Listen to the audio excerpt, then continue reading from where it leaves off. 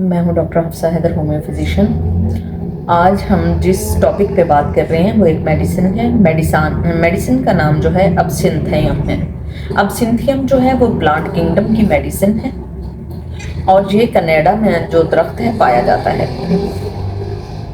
हम इसके sign and symptom के बारे में बात करेंगे, क्योंकि अगर हम बुक के ऊपर देखते हैं तो बुक के ऊपर काफ़ी कन्फ्यूजन होती है कि ये एक रेयर किस्म की मेडिसिन है और इसको मुख्तलिफ तरीके से बयान किया गया है। मुख्तलिफ बुक्स में मुख्तलिफ तरीके से इसको बयान करते हैं।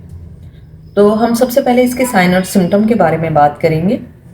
अगर हम देखते हैं तो इसकी जो पिक्चर है पूरी की पूरी एपिलिप्सी की तरह दिखती है, यानी नर्वस इम्पल्सिस के बारे में दिखती है, नर्वस जो वीकनेस है उसके बारे में दिखती है।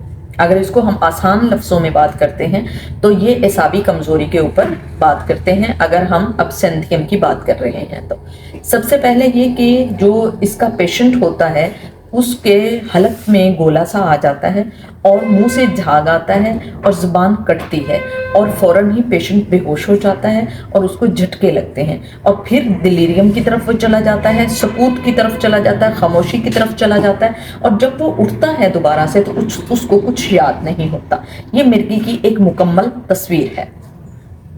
तो ये उसमें यूज़ होता है, इसके बारे में ये बताया गया है कि ये बहुत ज़्यादा उसके लिए मेडिसिन इस्तेमाल की जाती है।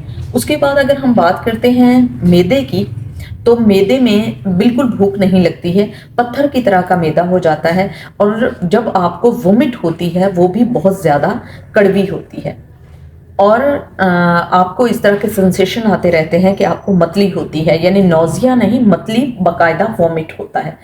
अगर इस तरह के सेंसेशन आपको आते हैं तो आपके लिए जो मेडिसिन है अबसिंथियम ही रिकमेंड की जाएगी। जो इसकी कैफियत हैं उसके बारे में इंग्लिश में जो नाम है वो गिडीनेस का नाम इसको दिया गया है। गिडीनेस के बारे में आपको पता ही होगा कि मुख्तलिफ किस्म के इसमें जो हैं सिम्टम आते रहते हैं। कभी पेशेंट हंसता है, कभी मुस्कुराता है, कभी गुस्सा आता है, खुशी में भी रो देता है, हंसी में भी रो देता है और बुरी तरह से चिड़चिड़ापन उसमें शामिल होता है। अगर इस तरह के भी सिम्टम आते हैं तब भी जो मेडिसिन है अबसिंथियम जो है वो रिकमेंड की जाएगी।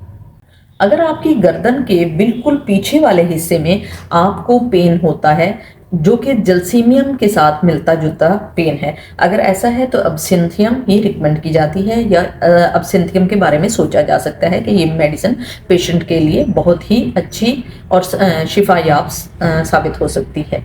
जब हम ईजी करवाते हैं, जो एक टेस्ट होता है, ईजी में अगर आपको एबनॉर्मल इम्पल्सिस आते हैं तो उसमें भी आप अबसिंथियम का यूज़ कर सकते हैं। अब हम बात करते हैं यूट्राइन एरिया की। यूट्राइन एरिया में बहुत शदीद दर्द रहता है।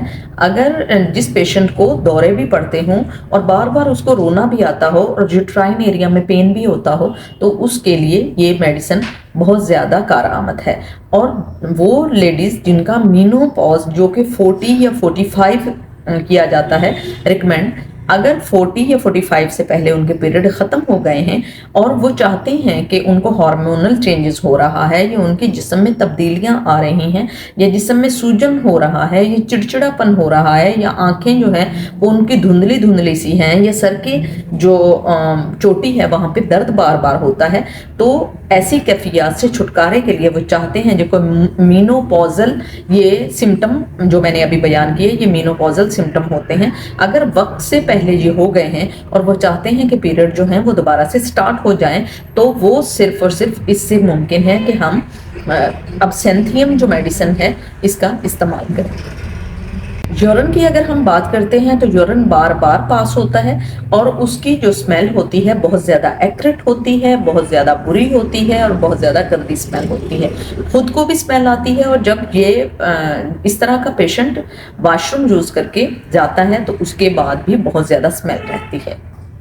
अगर हम फोबियाज की बात करते हैं तो अबसिंथियम का पेशेंट जो है जब खुली जगह पे जाता है तो बहुत ज़्यादा घबराता है और जब ऊंची जगह पर जाता है तो उससे भी बहुत ज़्यादा घबराता है। अगर पेशेंट में जितने भी मैंने आपको बताए हैं कि ये सिम्टम है, अगर इसमें से कोई भी नर्वस वीकनेस का सिम्टम नज़र आता है तो अबसिंथियम रिकमेंड की जा सकती है। ऐसे पेशेंट को बहुत ज़्यादा कब्ज़ रहती है اور بہت زیادہ وہ نروس رہتا ہے۔